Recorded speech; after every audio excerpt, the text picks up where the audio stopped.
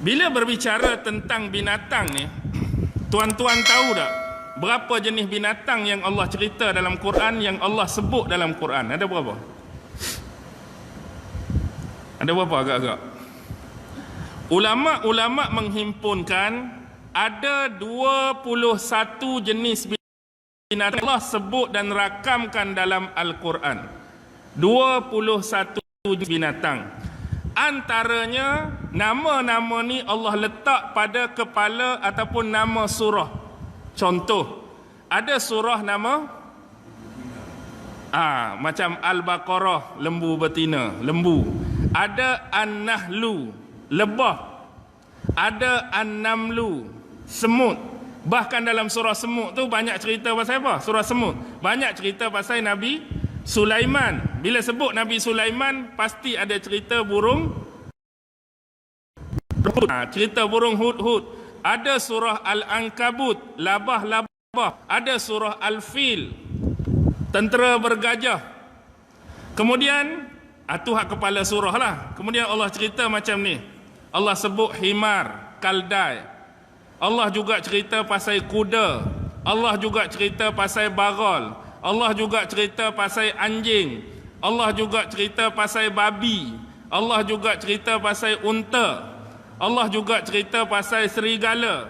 Allah juga cerita binatang kecil-kecil. Ada nyamuk, ada, dan ada juga binatang-binatang yang Allah cerita ni dalam bentuk hukuman kepada Bani Israel pada zaman Nabi Musa dulu. Antaranya Allah sebut belalang, Allah sebut katak, Allah sebut kutu tu kan. Jadi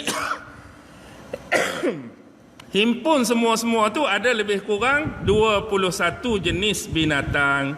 Dan salah satunya dalam ayat ni Allah sebut tentang kaldai. Walau bagaimanapun, ulama' mengatakan ayat ini bukanlah satu-satunya tempat Allah berbicara mengenai kaldai. Binatang kaldai itu satu je, tapi tempat kaldai ni bukan ayat ni saja. Banyak lagi ayat lain dalam Quran Allah bicara tentang kaldai.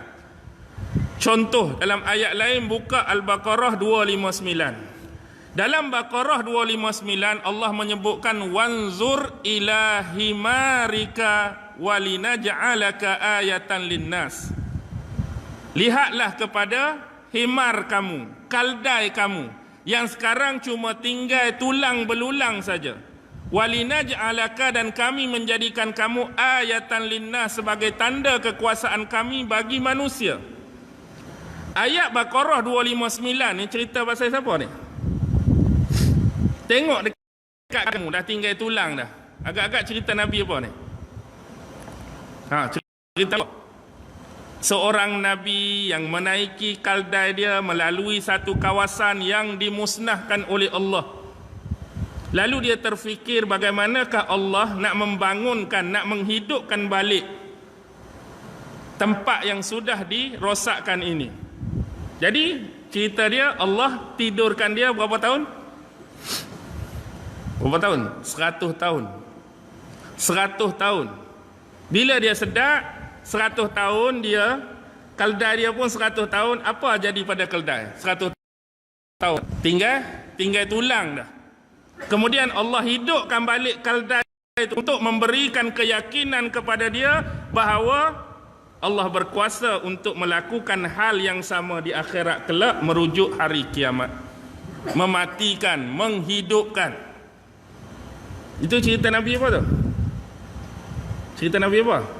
Nabi Allah Uzair. Pernah dengar? Uzair. Dalam kitab Injil, kitab Bible, dia sebut Ezra. Kita jumpa Nabi Ezra tu adalah Nabi Uzair. Dia dianggap Tuhan oleh golongan Yahudi, sebagaimana golongan Nasrani menganggap Nabi Allah Isa tu anak Tuhan. Golongan Nasrani, Nabi Isa anak Tuhan. Yahudi, Nabi inilah, Nabi Uzair ni anak Tuhan. Okey, dia sebut apa? Himar juga kan? Maksudnya kaldai. Ada lagi dalam surah An-Nahlu, surah lebah tadi. Ayat yang ke-8 Allah sebut 3 jenis haiwan. Apa dia?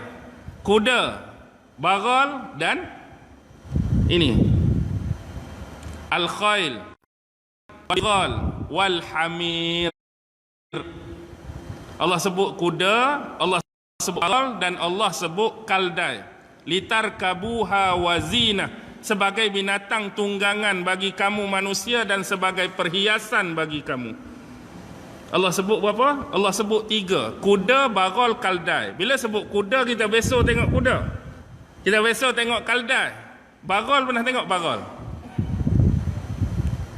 Bagal. Piramli kata itulah bodoh macam bagal. Piramli kata bodoh macam bagal tu. Bagal tu apa? Bagal tu kacuk kuda kahwin dengan kaldai, anak yang lahir tu bagal. Itulah bagal. Sebab tu orang Kelantan kalau jenis muka comel-comel dia kata bagal dia ni. Bagal tu lah tu. Bagal tu maksudnya campur, bukan dah bapak dia kahwin dengan kuda dah. Bukan bapak dia kahwin kaldai, maksudnya bagal tu campuran. Aku kata bagal budak ni. Kau kat sini sebut ke apa? Bagal juga. Faham lah kalau sebut bagal. Bagal tu lah maksud bagal tu campur. Bukan bermaksud dia tu anak kuda campur kaldai dah. Okey. Baik, ini menunjukkan himar ni Allah selalu rujuk tentang binatang yang disinonimkan dengan kebodohan. Keldai ni satu binatang yang menunjukkan tentang kebodohan. Maksudnya keldai dia macam ni, kalau kita tunggang dia, dia berasa bangga, dia boleh bawa kita dari satu tempat ke satu tempat, dari satu destinasi.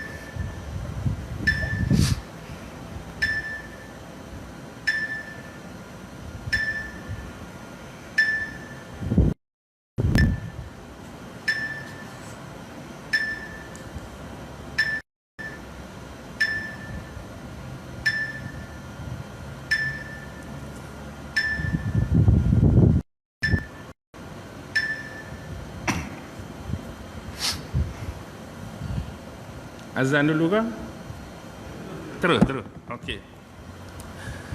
Jadi dia bawa kita satu tempat ke satu tempat, satu destinasi ke satu destinasi. Begitu juga kalau dia bawa muatan atau barang itu, dia boleh bawa satu tempat ke satu tempat, satu destinasi ke satu destinasi.